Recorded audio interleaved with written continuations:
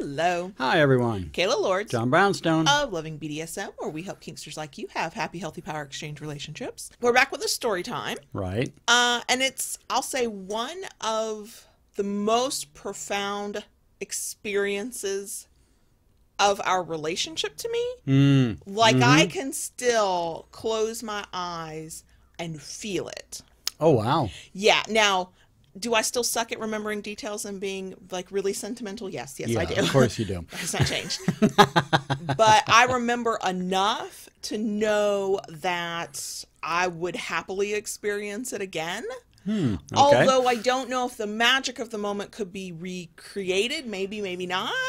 Probably not, but I mean, you know, still it'd be fun to try. Yes. And so the story we're telling is actually of a sensual massage that you gave me very early in our relationship that still had every single bit of power and control.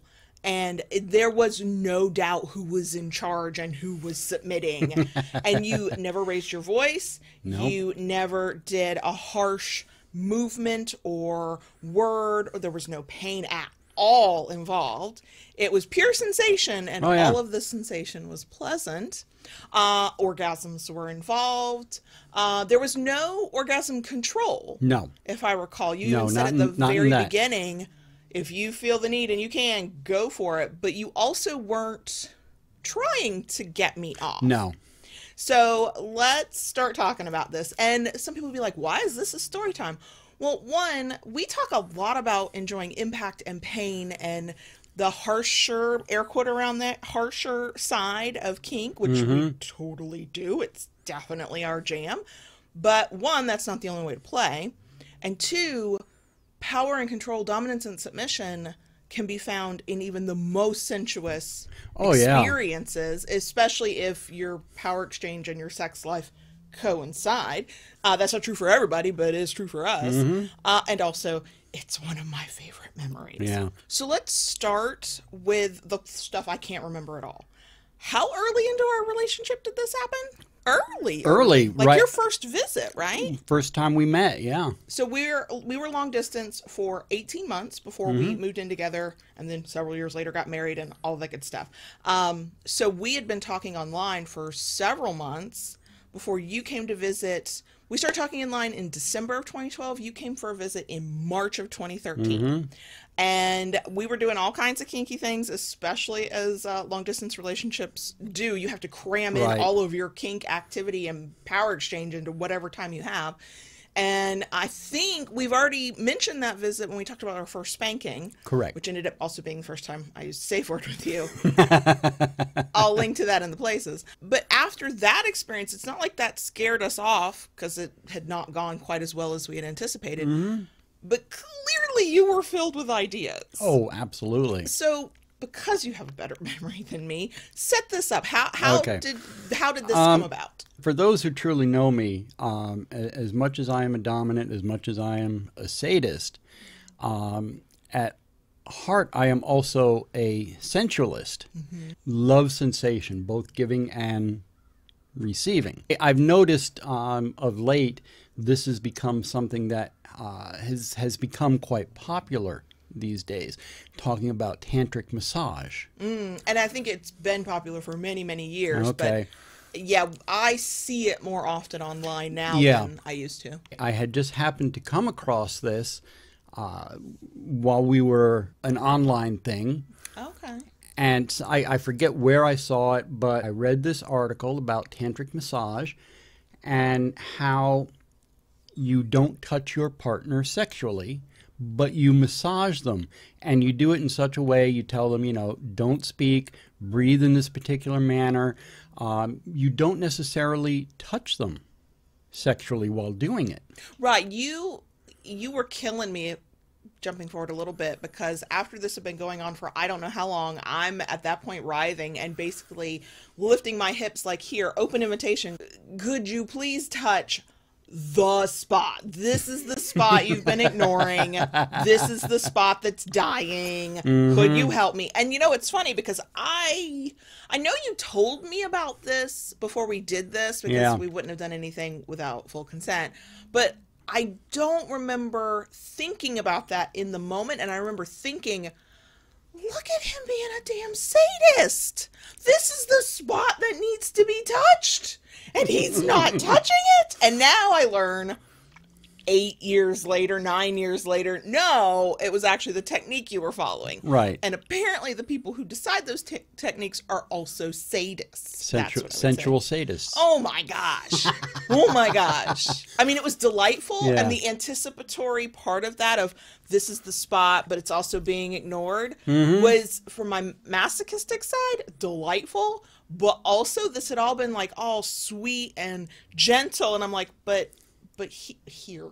Except I wasn't allowed to move. That was like one of the places you exerted control. You were like, don't move. Right. Keep your arms by your side, whatever. And I wanted to go here, right here.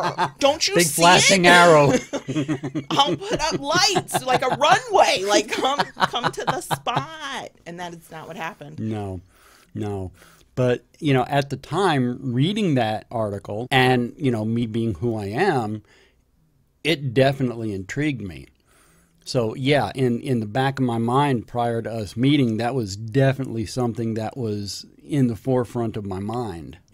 Couldn't wait to really put it into practice to see how it worked. So let's explain to the best of your memory, because let me tell you, I'm laying in the bed naked. Eyes mostly closed. I tend to close my eyes. The eye contact thing, sometimes that's a game we play where you're like, keep your eyes open, look at me. But my natural instinct is to close my eyes and shut that everybody else out, and I'll just be in my own little space in my head.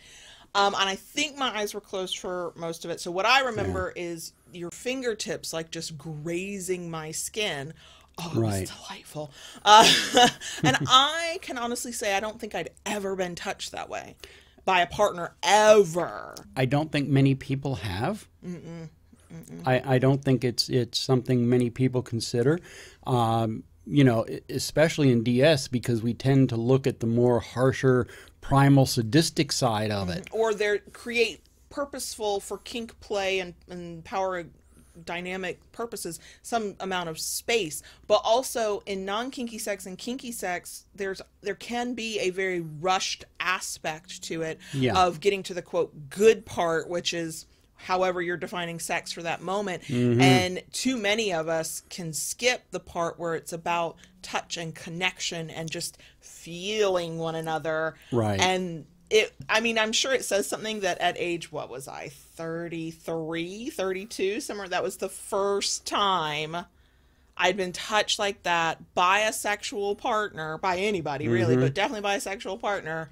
And at no point was there anything that I would define as sex involved, meaning there was no penetration. No. There ended up being an orgasm, but that had not actually been the point. Correct. It was almost like the most intimate get to know you experience. Like, this is the icebreaker you don't want at an office party, but also highly recommend for relationships. Yeah. OMG. And that was all part of it, because it is something that is very exploratory.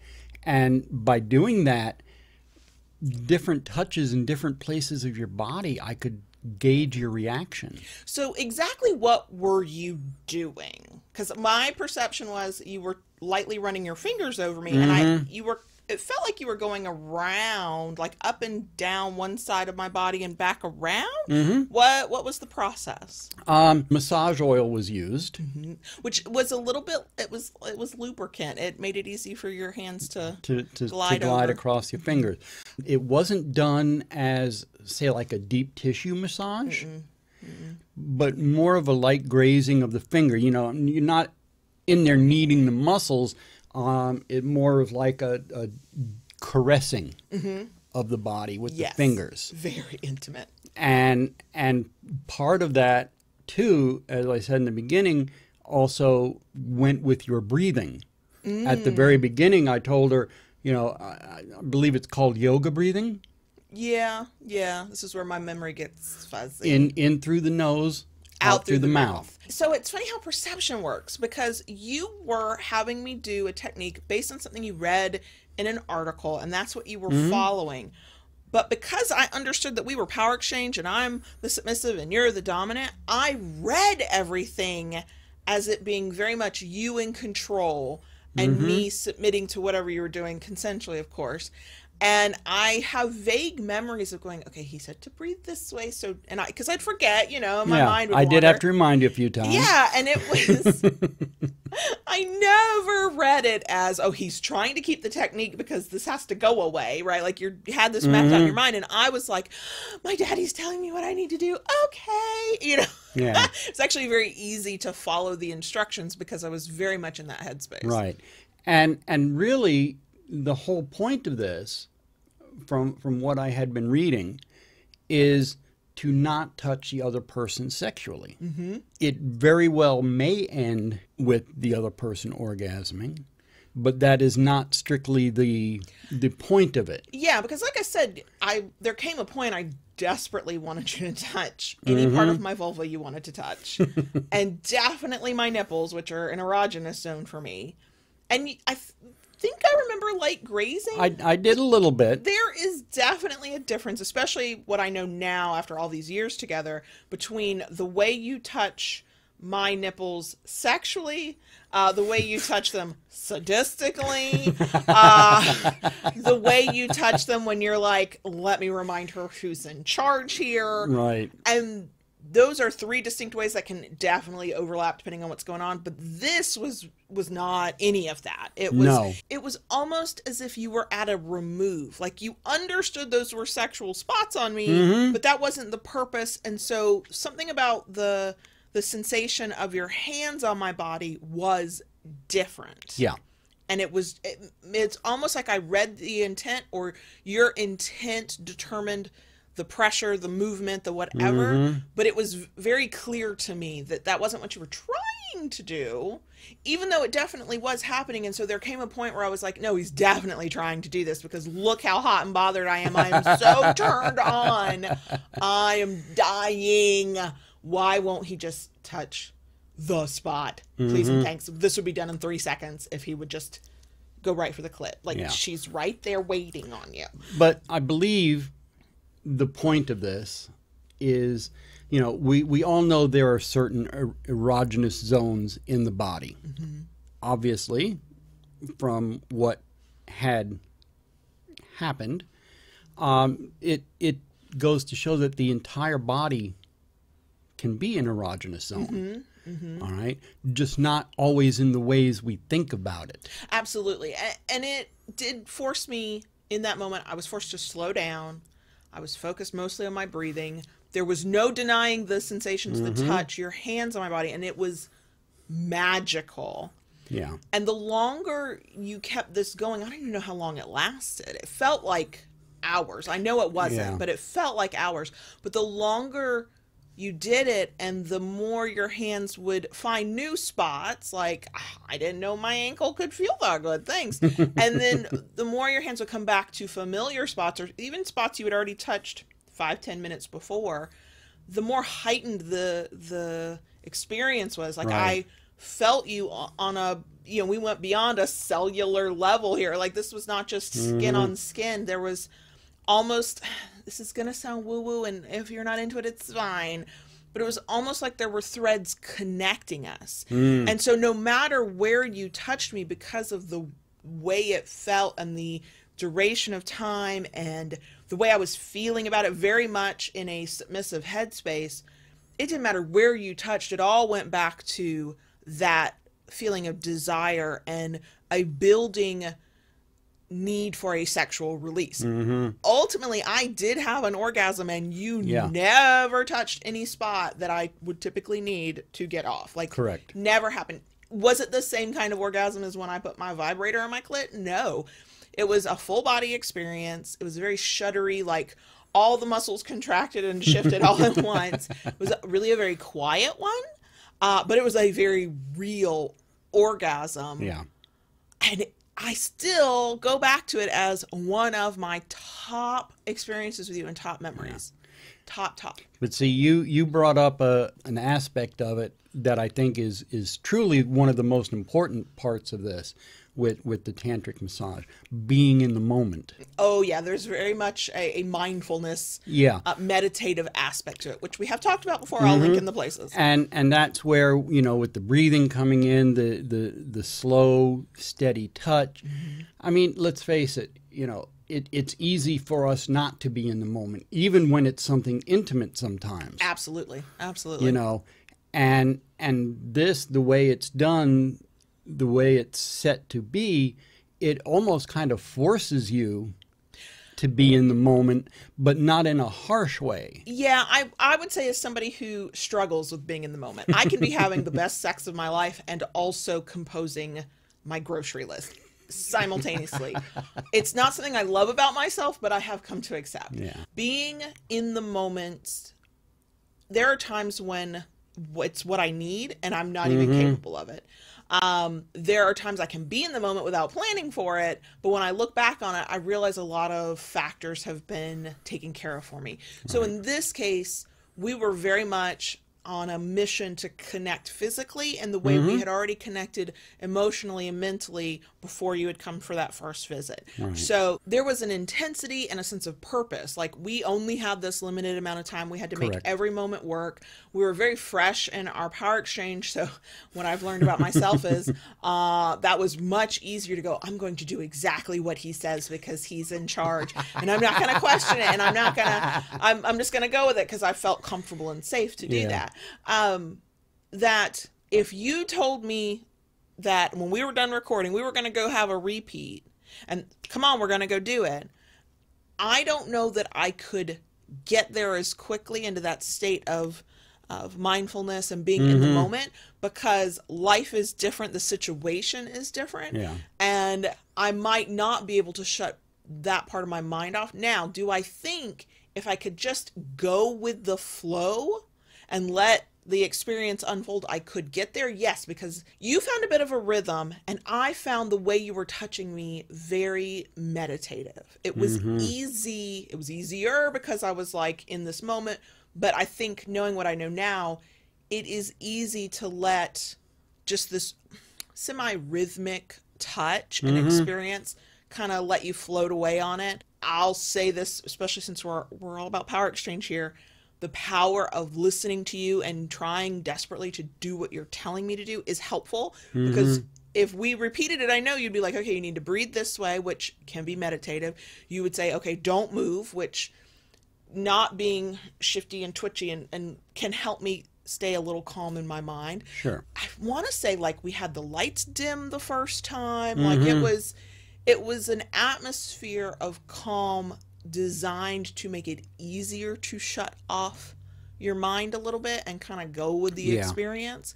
But I think that there are so many other factors that can go into that even if I, not if, that I desperately want that experience again, in the wrong mindset at the wrong time without some of the same parameters, I could get to that place, but it would be more difficult. And I think, a lot of people, we didn't so much at that time, but a lot of people do that, to kind of set that mood, to bring that focus in. They'll light candles in the room. They'll, have certain scents diffusing. So, there are certain things that can kind of help to bring that about. And it's funny, I know me now, and I know where we're at in our relationship now. If you had done that, set all of that up for that first experience, I would have gone, oh, wow, what an experience. Look at him thinking of all of the details, and isn't this amazing, and what's going to happen, and I can't wait. And now, all these years later, I'd be like, why are you burning incense? What's this for? And part of that is I have the freedom to ask questions, to gather information. Also, I'm a much more anxious person than I was all those years ago. I'm sure there are millions of reasons for that, but I'm definitely more anxious. So I'm like, wait, what? What are we doing? Why did we tell this story? One, it's one of my favorite memories, and I get to help decide topics. Thanks. But two, like we said at the top, it's illustrative of the fact that, one, you can take practices outside of things that are labeled kinky and apply them to power exchange. You can apply them to your sex life. It is so funny to me that for your perspective, you were following the advice of this article, And as the one giving the massage, that would make you the top in the situation. But because of our dynamic and because of the way I sort of understood what was happening, for me, it was a deeply, deeply power exchangey kind of moment. It is. And it's also a very connective and intimate It was. moment. I slept very well that night. We were very touchy-feely afterwards. Yeah. Not in an overtly sexual way, but just in a, we wanted to maintain that connection. It was a very peaceful thing. So while, yes, hi, I tend to be rambunctious. I'm sure you all have noticed that. We were very quiet for the Yeah. rest of that day, evening. I can't remember if we had already gone and done stuff or what we were doing for dinner. I don't remember any of those details. I just remember my mind was quieter, which happens so infrequently that I tend to take note. I'm like, wow, it's really quiet up here. I went into sort of my softer baby girl submissive side, where what I wanted to be was cuddled up next to you, very close. Yeah. I became temporarily a little bit more demure, a little bit quieter, a little bit like, oh, you're definitely in charge and you go right on ahead. You can be in charge of the things I'm normally in charge of. It's fine. Softer, gentler Kayla as a submissive. If you needed a reason to do more of those, there you go. And yeah, all these years later, you know, we talked about this when we've talked about using bondage and vibrators, and I'm like, yeah, that's a top memory. I think that's in our forced orgasm video. I'll link in the places. And that is a top memory, and that's a top fantasy. But this one is as well, even though they're kind of polar opposites in terms of sensation and the actual activity. But in terms of mindset, they're very similar to me. Yeah, this goes with saying, you know, while I love a nice scene at a dungeon, you know, with the floggers flying and the paddles and, you know, tied to a cross and Screaming. you know, screaming and hollering and all that, you know, while that is marvelous. I mean, something like this, you keep saying, you know, it was such a quiet moment and yet you felt my dominance. Oh, yeah. Something that I have said a lot to people over the years, whispers move mountains. It's true. You know, sometimes in those quietest moments can be the strongest, and it's because it's one of your biggest memories. So you know, it just kind of proves the point.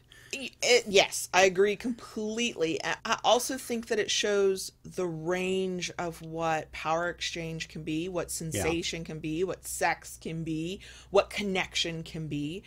We connect deeply when we feel our most dominant and submissive selves. Yeah. And that connection can come from so many different places and in so many different experiences. And that scene, in my mind, I've always thought of it as a scene, even though it was sensual massage, tantric massage. Yeah. And yet it was the simplest scene. It was my bedroom, my bed, no toys, the only expense was a little bit of massage oil. Yeah. So there didn't even have to be an expense. It didn't have to be loud and showy. Yeah. It didn't have to be a thing that you ran out and told the internet about. It was this really quiet moment, and yet it's one of the formative moments of our power exchange that connected us even more. Yeah. And it didn't require much more than reading an article and us being willing to go down that path together. I want to say, you know, not that it was about our experience, but I believe I wrote about it on my blog. If I can find that, I'll link to it. Yeah, I believe I did. Not necessarily our experience, but the practice itself. So, yeah, that's my powerful memory of a simple sensual massage early in our power exchange. Is it a powerful memory to you? It is. Do you absolutely. still think about it sometimes? Yeah, I do. Yeah, I do. I think maybe we need to update and try it again at some point, especially when you're fully, you know, recovered. I mean, I'm here for it. You know, we could up the game a little bit because with this has also become more popular. They have massage candles. That's true. Instead of the wax hardening on the skin, it remains in oil, so you can then massage. You know, that warm sensation of the...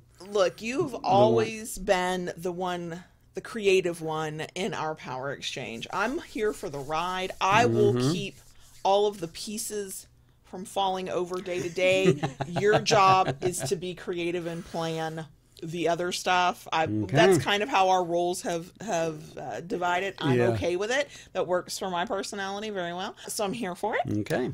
If we repeat, we will update. So that's our story. If you have had either that kind of experience with a sensual massage, or just that kind of deep experience with something that from the outside looking in is not overtly sexual, is not overtly kinky, feel free to share in the comments. One, somebody I know is always looking for new ideas of things to try. And two, we cannot possibly be the only people who are like, we were more deeply connected in our power exchange by doing this thing that's not necessarily even about power exchange. Right. So let us know down below. That is it for us this time. If you enjoyed this, we love a thumbs up. If you like it enough to want to come back for more, please consider subscribing.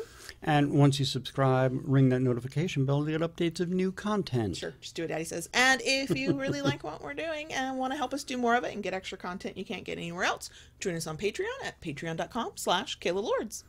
Bye.